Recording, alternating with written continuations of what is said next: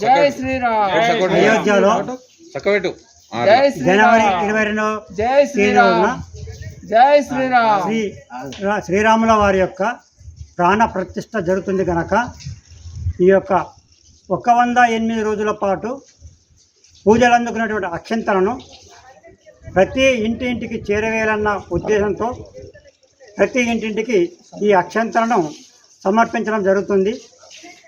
అలాగే ఆ రోజు అనగా 22వ తారీఖు జనవరి రోజున ప్రతి ఇంటిలో 5 దీపాలు వెలిగించవలసిందిగా శ్రీరామ ట్రస్ట్ వాళ్ళు నిర్ధారించిన ప్రకారంగా ఈ కార్యక్రమాన్ని మేము జరుపుతున్నాము.